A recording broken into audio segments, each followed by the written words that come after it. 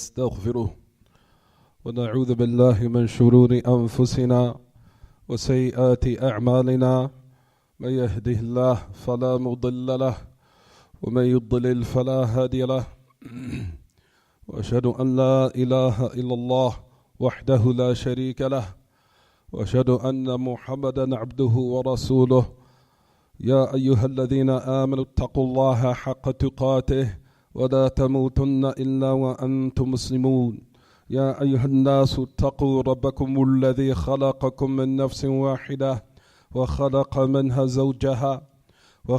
منها زوجها وبث منهما رجالا كثيرا ونساء واتقوا الله الذي تساءلون به والأرحام إن الله كان عليكم رقيبا يا أيها الذين آمنوا اتقوا الله وقولوا قولا سديدا يصلح لكم أعمالكم ويغفر لكم ذنوبكم ومن يطع الله ورسوله فقد فاز فوزا عظيما أما بعد فإن خير الكلام كلام الله جل في العلا وأحسن الهدي هدي محمد صلى الله عليه وسلم وشر الأمور محدثاتها وكل محدثة بدعة وكل بدعة ضلالة وكل ضلالة في النار. As we explained in the dua last week, Ya Ma'ashal Ikhwa, is this tremendous supplication of the Messenger of Allah Sallallahu Alaihi Wasallam, where we talked about where he asked Allah to bring with ta'ala fal qasd fil ghina wal faqr. When the Messenger of Allah Sallallahu Alaihi Wasallam said in this hadith, which is mukharrajun, and Imam Ahmad and his Musnad, also Imam Nasa'i wa Sahahu Imam al-Albani. We continue in the supplication where the Messenger of Allah Sallallahu Alaihi Wasallam mentioned and said, wa as'aluka al-qasd fil ghina wal faqr. Oh Allah, I ask you for moderation, and in times of enrichment and times of poverty. We said that the meaning of this, Ya Ma'ashal Ikhwa, that you ask Allah to be with ta'ala when He tests you in both circumstances. Because we know when a person is now been made or given some type of the dunya, then it's a test to see whether or not you're going to be thankful to Allah to be with ta'ala. And likewise in a state of poverty, when a person has his money or his financial situation has been restricted, then likewise that is a test to see whether he'll be patient. But we said at this dua to ask Allah for moderation in the times where He's enriched, where He's given riches, where He's given at ease, where He's given some of the pleasures of this world. That we said that is asking Allah wa ta'ala for tawfiq, asking Him wa ta'ala to make you amongst those when you are having that time of ease, that you spend that money of what is in the boundaries that Allah wa ta'ala has set. Because we know once a person has become rich or he has some type of wealth, and like we said, the doors of fitna opens to him even more. So you're asking Allah in this circumstance not to be wasteful or not to spend the money in a way that will be a type of transgression or in a manner in which one will transgress the boundaries. Or likewise in a state when he's in poverty, where he's in a state of poverty, you'll find that usually in that case a person becomes more frugal and tight-fisted out of fear that his provisions will run out. So a person will now ask Allah to make him moderate, not to transgress the boundaries in a time where he's rich, or not to transgress the boundaries, meaning he will not be patient in a time where he's in a state of poverty. Because we know a person when he's in a state of poverty, likewise he will be given some type of test from shaitan will come to him. And he will tell him and he will whisper to him to give up. Or to be very, very what? Very frugal and tight-fisted. For verse person in these circumstances, he asks Allah to make him thankful. Or ask Allah to make him thankful when he has a lot of wealth. And when he's in a state of poverty, to ask Allah to keep him patient. The next part of the du'as we talked about last week, where the Messenger of Allah said, well, I ask you for na'im la yanfad. I ask you for bliss and pleasure that will never run out. And we said, Ya ma'ashal ikhwa, that the na'im of this dunya, the only na'im of this dunya is the remembrance of Allah and the knowledge of Allah and having knowledge about His Lord and being upright and also adhering to being obedient and carrying out the commands of Allah until Allah will give him an exchange. He will give him something that a lot of people has not been given. As we talked about last week, Allah Ta'ala will give him contentment of the heart. That is the na'im of this dunya. Everything else that we have, it will go away. Everything that we will have, everything that we have temporarily, that we take delight and pleasure in, it will eventually go away. Whether it be our children, whether it be our wealth, whether it be our car, whether it be our homes, all of it is subjected to either being now, in a moment where we enjoy it, or maybe tomorrow it might go away. Our wives, our husband, or our sisters' husbands, and our people who we love and who are dear to us can live today and die tomorrow. Our children likewise can be alive today and can die tomorrow. Our cars, we drive it today and it'll be gone tomorrow. How many people wake up in their houses and they come home and their house is on fire? They lost their house, lost their clothes, lost everything and their belongings that they have. Gone in the blink of an eye. All these affairs, we have it temporarily and eventually it will go away. So what is the true na'im of the dunya? The true na'im in which you're asking Allah in this dua, like we said, is to ask Allah Ta'ala to rectify your heart by rectification of your belief system, number one. Purifying your belief system with the proper belief, the proper aqidah that agrees with what the message of Allah was upon and his companions. Then after that comes the dhikr of Allah and the remembrance of him, and also finding comfortability with what he has also likewise predetermined and destined in your life. All of this will now come as a result of it, happiness of this dunya, because that is the na'im that will never go away and it will never run out. If Allah Ta'ala wants good for his abd, if he wants good for his servant, he will give him qana'ah. He will give him contentment. He will also give him that inspiration to do good deeds, which is also the good of this world. The good of the na'im of this dunya is that a person that he loves to do righteous actions. And likewise, Allah Ta'ala, if he now gains knowledge of Allah, and also likewise, he works in accordance with it, and he also remembers him Ta'ala often, Allah will place all these affairs in his heart. Contentment. He will also inspire him to do righteousness. And he will also likewise allow him to have the love of worship of him. There's a lot of people, they find it burdensome. And they just find it just a duty that I need to get off, just to do this and get this out the way so I can get back to what I want to do.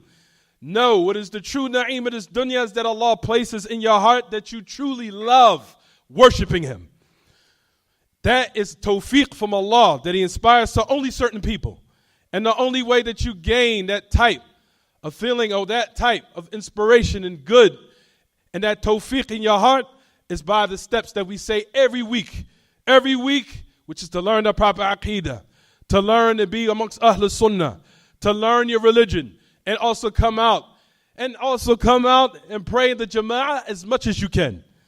And likewise, like we said, indulging in the dhikr of Allah.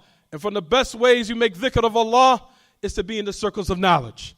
There's a lot of people think dhikr of Allah is just what you whisper to yourself in the cars, or when you're alone by yourself. Or when you're also, for example, let's just say that you're walking down the street and you're mentioning Allah within yourself upon your tongue. Or when you go out your house, or when you come in your house. That's part of dhikr of Allah. But dhikr of Allah comes in different types. From the adhkar of Allah, which the best ways to make remembrance of Allah is to sit in the circles of knowledge. Sitting in the circles of knowledge is the best way of remembering Allah Ta'ala. That is also from the dhikr of Allah Ta'ala, which some people are heedless of. So you're asking Allah Ta'ala for this type of na'im, this type of bliss. So if you enter into this type of bliss in this world, you will enter in the eternal bliss in the hereafter. And this is what you're asking Allah Ta'ala in this particular narration, in this supplication. Then the Messenger of Allah asks, وَأَسْأَلُكَ قُرَّةَ عَيْنٍ لَا تَنْقَطِعْ. And I ask you for the coolness of eyes, or to make my eyes cool. To make for the coolness of my eye that will never be cut off. As we know, Ya Ma'ashal Ikhwa, that one having the coolness of his eyes, or Allah Ta'ala giving him that coolness or that relaxation in his eyes is also from the bliss in which you're asking Allah for the dunya and in the hereafter. As we talked about just a couple of minutes ago, that the na'im of this world, of things that we take pleasure in, it will be cut off eventually. But you're asking him for that eternal bliss and that eternal coolness of the eyes, of which will come, like we said, in the hereafter. Basically asking Allah for Jannah, asking Allah Ta'ala for that eternal happiness, not for just happiness of this world. Because we know happiness of this world, that it was coupled along with one being now, having that faja'i' and the munakhisat. At one time when he's happy, and then there's another time where he's not happy, where he's sad. And then there's a time where when he's in a state where he's upbeat, and then we know there's time where where he feels sick and he doesn't feel that energetic. As all of us go through these patterns and we go through these stages in our life. But you're asking Allah for something eternal, something that will continue, and something that will never stop. For example, the coolness of this eyes of this dunya likewise, again, is pertaining to the worship of Allah. For example, we know that the prayers, the Messenger of Allah said, that جُعِلَتْ قُرَّةَ عَيْنِي فِي الصَّلَاةِ وَقُرَّةَ الْعَيْنِ فِي الْآخِرَةِ تَشْمَلَ النَّعِيمِ فِي الْبَرْزَخِ وَفِي الْجَنَّةِ. Like we said, that the coolness of one's eye in this dunya, like we said, is qana'ah, is one being content, and that Allah puts in your heart to love the worship of Allah. That's why the Messenger of Allah said in another narration where he said that the coolness of my eye has been made in performing the prayer. And it also is comprehensive for the bliss in the barzakh, meaning in the life of the grave. You're asking Allah Ta'ala to give you relaxation and to give you that bliss, to give you rest from the toils of this world and the ups and the downs and the happiness and the sadness and the grief, and to make your grave a place of relaxation. That's also from the na'im that you're asking Allah in this dua. And likewise from the coolness of the eye that will never cut off. Is likewise is to ask for Allah for eternal bliss, which is in the hereafter, which is the ultimate goal in which everyone sets out to actualize. A lot of us will asaf, and we regretfully say that we look at the dunya as if it's the ghaya. ننظر إلى الدنيا بأنها غاية والدنيا ليست غاية بل هي مجرد وسيلة.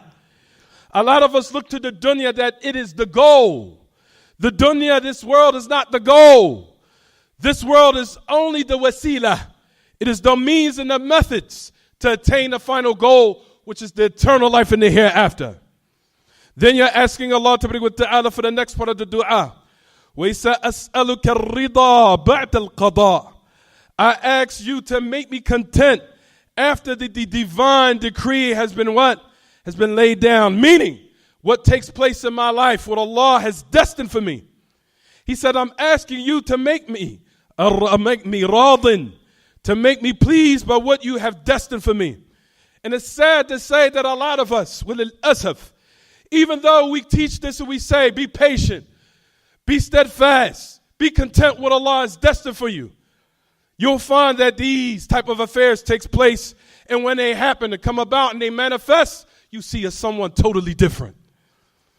You'll find that when something happens that you did not like in your life, you flip and you start to say statements that are displeasing to Allah. And you start to commit acts that are displeasing to Allah.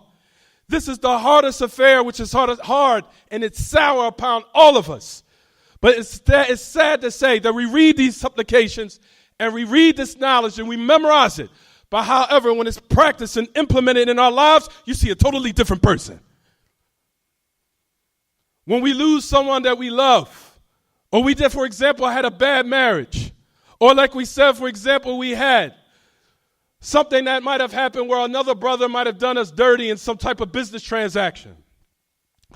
Or, for example, a sister might have talked bad about another sister, and they said, for example, since I came to this religion, I never said any good. Everybody has bad character. But when I was a Christian, people treated me nice. Start making statements like these. Test that Allah has given you. Test to see whether you're going to be patient and endure and tolerate. And when He tests you, to see if you're going to say statements that please Him, or say statements that's going to make Him angry with you. As we know, Ya Ma'ashal Ikhwa, the supplication which is learned, the narration with the Messenger of Allah Sallallahu Alaihi Wasallam have mentioned and said that inna عظم الجزاء مع عظم البلاء وإذا حب الله قوما ابتلاهم فمن رضي فله الرضا ومن سخط فعليه السخط. What the Messenger of Allah ﷺ clearly mentioned and said, as we know, we memorize these narrations. However, when are we going to implement them truly? What the Messenger of Allah ﷺ mentioned and said, verily the tremendous reward comes with a tremendous test in trial and tribulation. And if Allah loves someone, He tests them. For whoever is pleased with the qada, the preordainment and divine decree of Allah, then Allah will be pleased with him. And who is angry with the divine decree and the destiny of Allah, Allah will be angry with him. How many of us know, or how many of us have something bad that takes place in our lives? And the first thing we say out of our mouth, why did this have to happen to me? I didn't do anything wrong to anyone. Why was my eyesight taken away from me? What did I do? Why did my car get messed up? What did I do? Why did my house have to break down? Why did my house have to burn down? What did I do? All these statements are displeasing to Allah, and it shows that you are not content with the pre-divine decree of what He has destined to happen to you in your life. Why can I not find a good spouse? What did I do? What's wrong with me?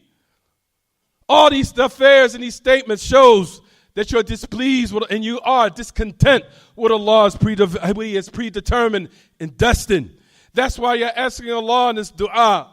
You're saying, oh Allah, ta'ala, make me pleased. So the first level of one, being patient and steadfast upon Allah's divine decree and destiny. Number one is not to be angry where you display and you utter and you verbalize statements of discontent for Allah ta'ala's decree. That you do not say statements that show that you are displeased with what Allah has preordained for you. Number one, you do not say it in statements. And likewise, you don't show it in actions. When you start to pick up things and throw things against the wall. Why does this have to always happen to me? Or you take things and you throw things against the wall. Or you start to now take things. Or you throw them across the room. All of this is not going to harm except us. And we do not harm Allah ta'ala anything in the least. For you're asking Allah ta'ala not only just to make you patient, but there's a level above patience which is called rida. For number one, ya ma'ashal ikhwa, the status of being patient goes down and falls down into this type of order. The first order, number one, is not to an la tudhir التسخط على قضاء الله وقدره. هذا أول شيء يجب على العبد إظهاره. أن لا يظهر لا في القول ولا في الفعل عدم الرضا بقضاء الله وقدره وعدم التسخط عليهما إما في القول وإما في العمل وإما في الفعل. That number one, you do not display your discontentment and your anger for Allah. That's number one of the levels of patience. Number two is patience. Because sometimes patience, you feel in your heart something else. You feel in your heart that you're trying to what? Struggle with yourself. And you're trying to keep yourself from not saying statements and doing actions that displays and shows discontentment for Allah's destiny. That sabr, which is habs and nafs, which is to keep yourself under control. Even though you might feel in your chest something, but you're controlling it and holding it back. That's the meaning of sabr. That's the meaning of patience. Then you're asking, now there's a higher level of patience. Let's go on a higher level. A higher level is rida. That Allah, if He wants to raise your status, that is something you are put to test with, or you have been afflicted with, that you're asking Allah not only to make you patient, but you're asking Allah to also make you pleased, which is a higher level than just mere patience. Brothers and sisters, can they move up, please? Can they move up? Alhamdulillahi Rabbil Alameen.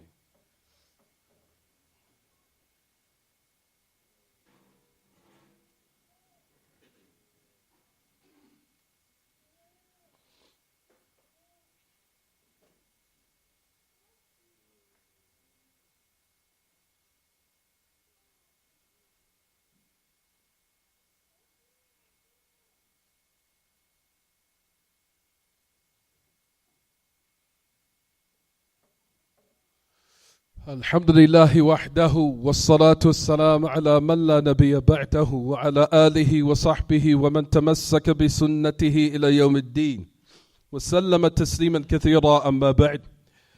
The next part of the dua, the Messenger of Allah صلى الله عليه وسلم asks Allah تبارك وتعالى أسألك برد العيش بعد الموت أسألك الراحة بعد الموت ويكون ذلك برفع الروح إلى الجنان في عليين. وهذا يدل على أن العيش وطيبه وبرده إنما يكون بعد الموت للمؤمن، فإن العيش قبل الموت منغص لما فيه من الهموم والغموم. You're asking Allah ta'ala next in His supplication. I ask you for coolness, to make my life, to make it relax, and to make it barda, make it barid, to cool me off, to make it a cool, comfortable position and state to be in after death. I ask you for relaxation after death.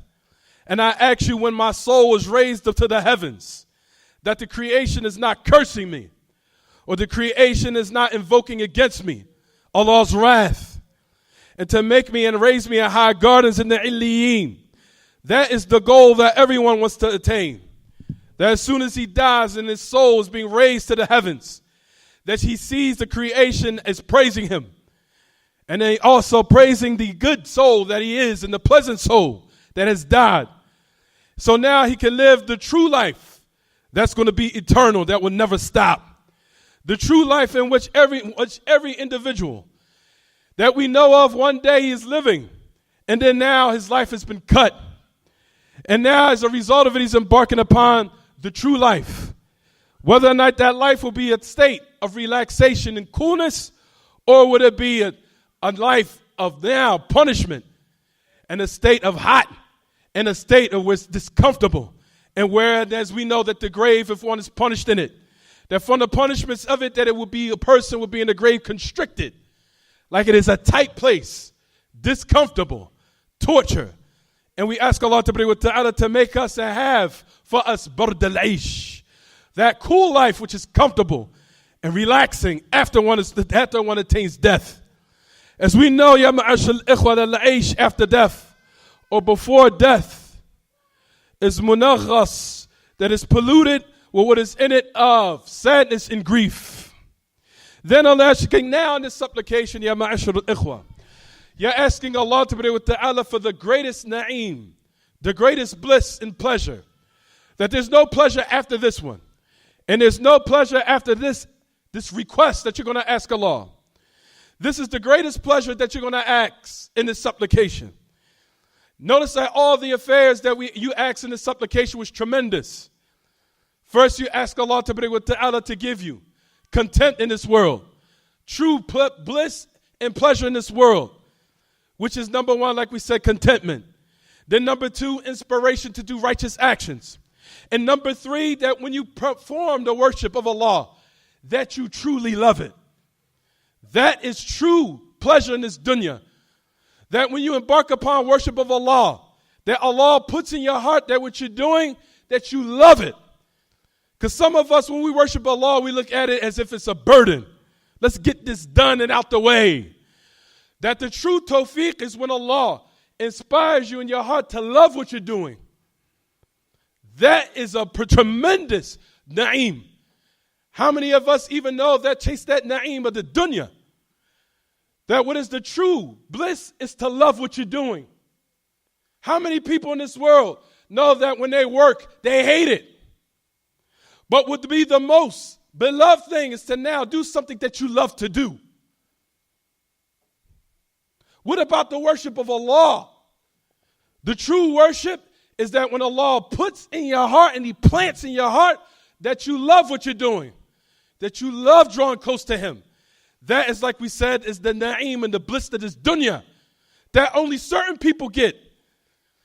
Like we talked about and said in this dua, is tremendous. And then you're asking Allah Ta'ala to save you and give you the ultimate bliss, which is preparation for death. And the preparation for death, like we said, is to be content and to do righteous actions. That's the good life. The good life is when you're making preparations for death. And the preparation for death is by doing righteous actions and correcting your belief system. That's the good life of this world. Good life in this world is when Allah puts in your mind, I have to prepare for the eternal world. That's good life for this world. But however, in the hereafter, you're asking Allah to bring with ta'ala in this tremendous dua. In this tremendous dua, to now, I'm asking you, Allah, I'm embarking you and then I'm trusting you with full control and domination over my life. As we said last week, you're asking Allah to bring with ta'ala to keep you alive if life is better for you, and to take you at death if death is better for you. And that goes back in the supplication, which we're going to talk about, inshallah. When the Messenger of Allah, in this part of the dua, he said this: Oh Allah, I ask you for the greatest na'im, the greatest bliss, where there's no bliss after this bliss, and there's no pleasure after this pleasure. وَأَسْأَلُكَ اللَّذَّةَ النَّظْرِ إِلَى وَجْهِكَ وَالشَّوْقَ إِلَى لِقَائِكَ في غير ضراء مضرة ولا فتنة مضلة. He says, oh Allah, I ask you for the pleasure of looking to your face and to instill in my heart that eagerness and that desire to yearn to meet you. That is also the greatest pleasure. We know, ya ma'ashal ikhwa, when the people enter paradise, they will be given everything which is the physical pleasure of the body.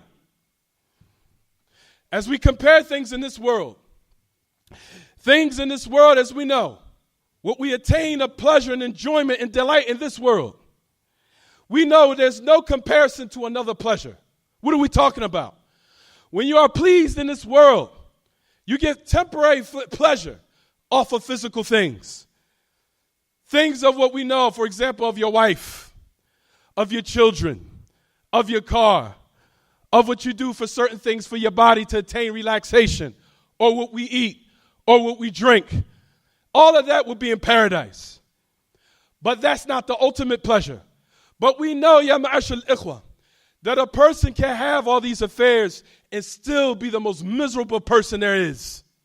Why? Because there's another bliss that there's no equal to the bliss of the affairs we just mentioned, which is the eternal or the bliss of this world, which is what Allah gives to certain people of the heart, as we talked about. The same thing in paradise. Allah ta'ala will give the human beings of those from Ahl Iman and Ahl Tawheed. He will allow them to enter bliss in paradise. But there's a bliss on the highest level. As Ibn al-Qayyim mentions, it says, and he mentions in this book called Hadil Arwah, Ila Bilad al-Afrah. He said the souls, when they travel to the land of rejoicement, and the land of happiness, and the land of pleasure. And he was refuting the people who deny that Allah can be seen in the hereafter. He said that the greatest na'im is not just entering paradise and that's it.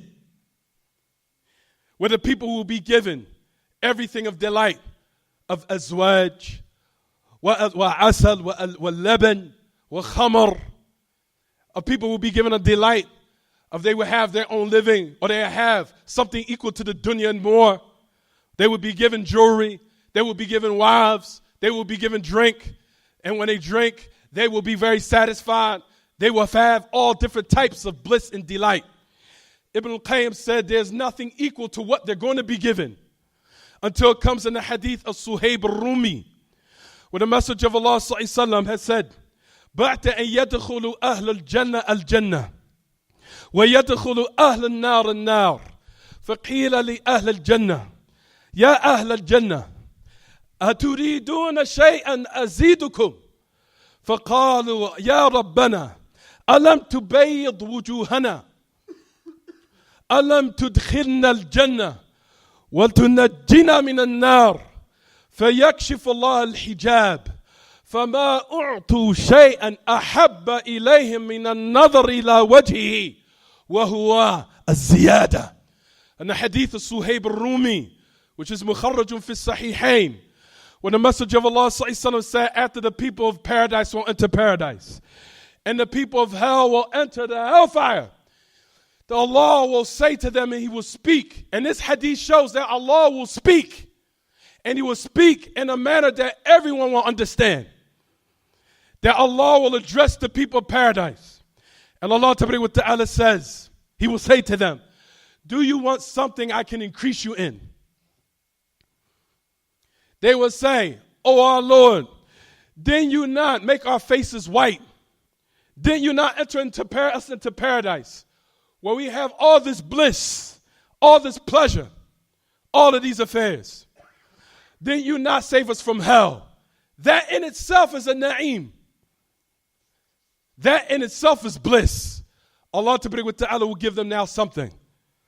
He will now take off the hijab, which is the nur, which is the light of Allah. Yana hijab Allah nur. لو كشفه لأحرق صبحات وجهه منتهى إليه بصره من خلقه.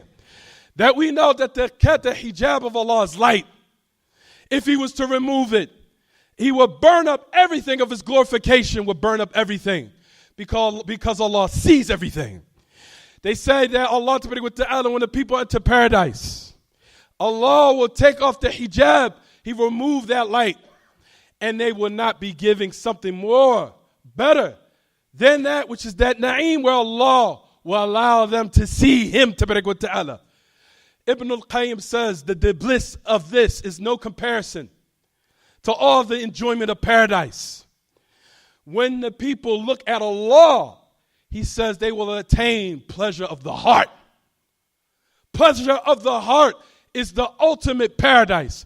In this world, likewise in the hereafter. It's both. And likewise, the people of the hellfire will receive the worst punishment. May Allah Ta'ala keep us firm and keep us far away from hell. The greatest punishment is not just the punishment of the body. The greatest punishment is that you've been deprived of looking at your Lord, that you will never be able to look at Him. So the people of hell will receive both types of torture. Torture of the body and torture of being deprived of looking at Allah, Ta'ala, where no human being can tolerate that punishment.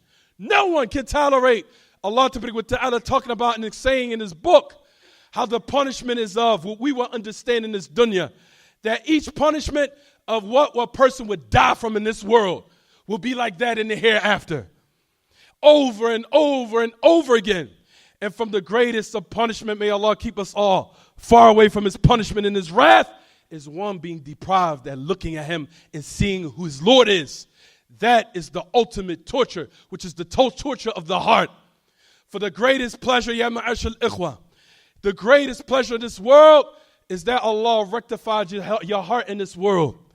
So you can be in the bliss that no one will have, which is of the rectification of your heart, which is no comparison to no matter what pleasure you've been given and what blessing you've been given and what type of bounty that Allah has given you. There's no happiness like the happiness of the heart. No matter what part of the economical circumstance that you're in, whether you're impoverished or you're in a state of poverty or you're in a state of opulence, if Allah has deprived you of happiness in your heart, you are still going to be miserable. And everyone knows this. There's no one that can deny this. Even the non-Muslims cannot deny this fact. No matter what you've been given the bliss of this world, if Allah is casting in your heart depression and sadness and grief, you will never be happy.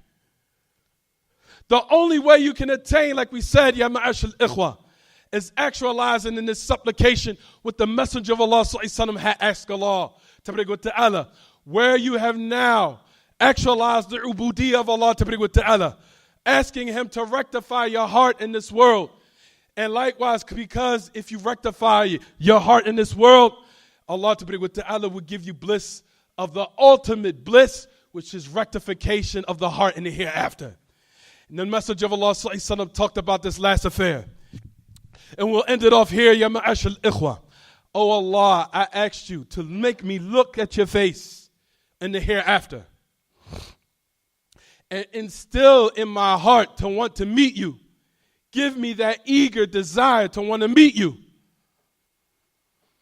فَيَا مَعَاشَ الْإِخْوَةِ, look to the whole supplication. You're saying in the supplication, you're asking Allah Ta'ala to give you what? To allow you to stay alive if life is better for you. And to give you death if death is better for you.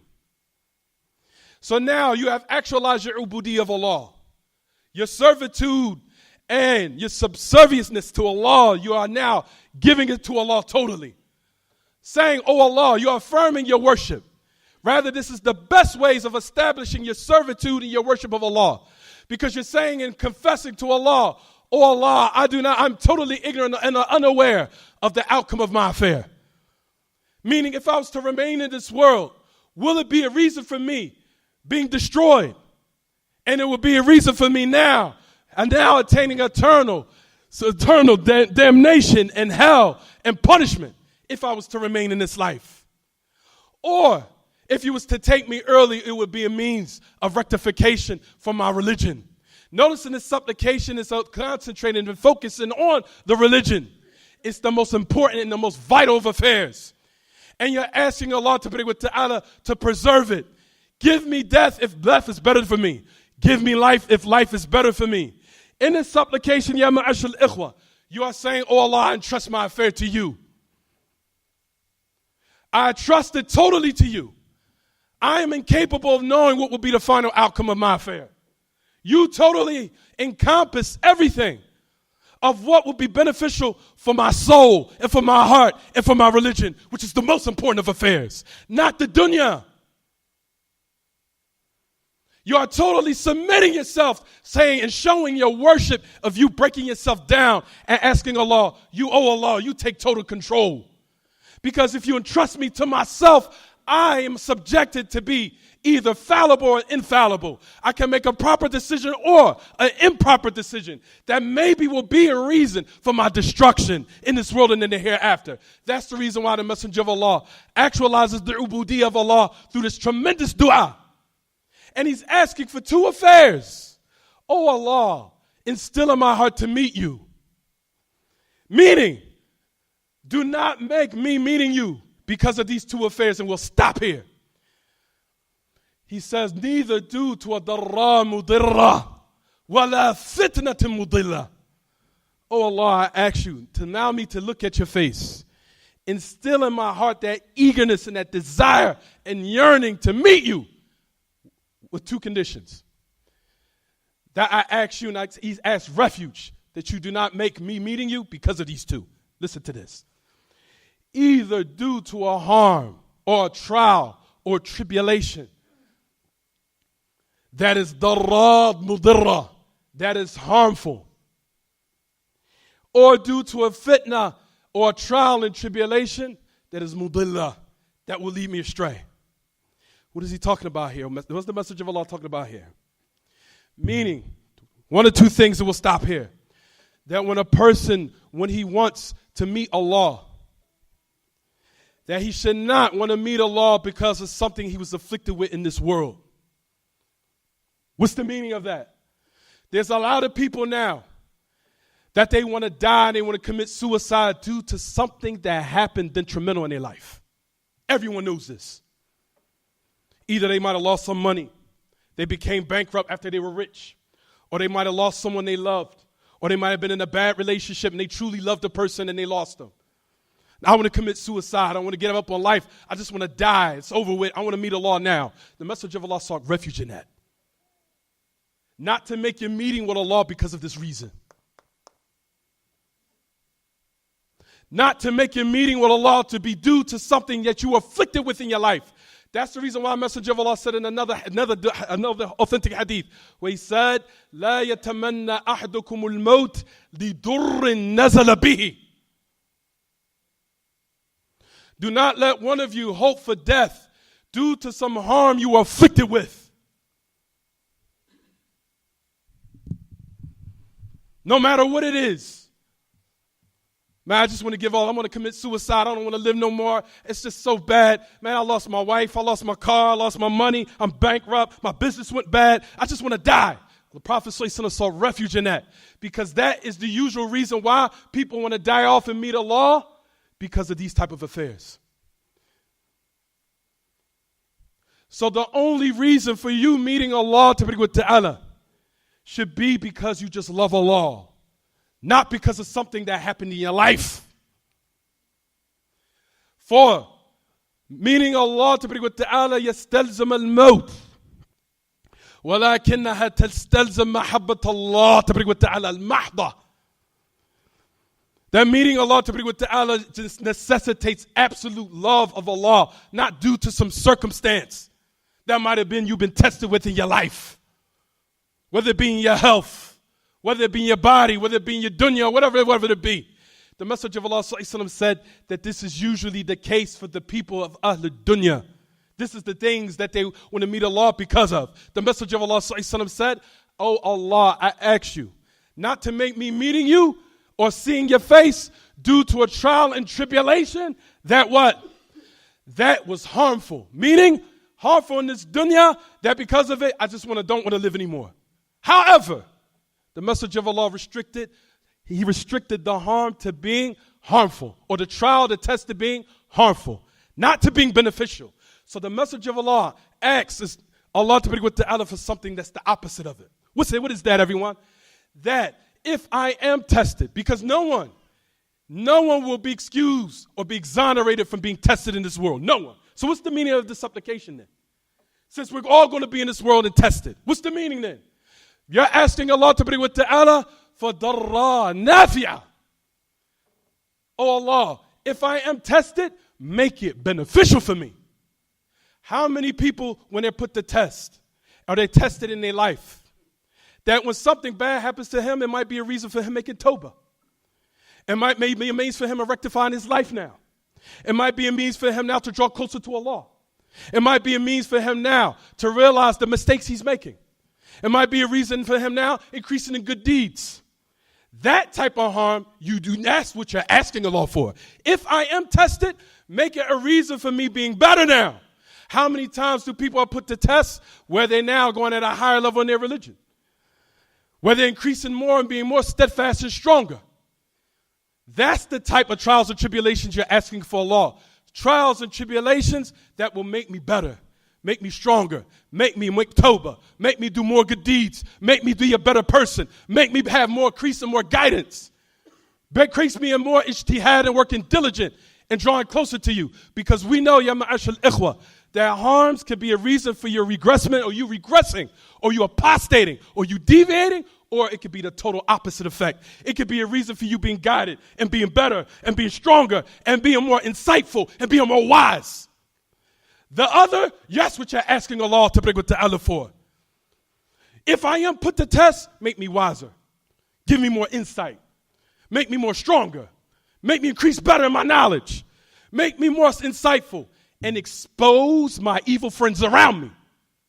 Because we know fitna, trials and tribulations expose who are the real people around you. That's the benefits of fitna. And that's what the Messenger of Allah is asking for. And the last part will continue in the second khutbah next week. I'm not finished. This dua is tremendous. That I think that everyone should memorize. And we ask Allah ta'ala to keep us steadfast and keep us firm. هذا وصلى الله وسلم وبارك على نبينا محمد وعلى آله وصحبه وسلم. سبحانك اللهم وبحمدك وأشهد أن لا إله إلا أنت أستغفرك وأتوب إليك.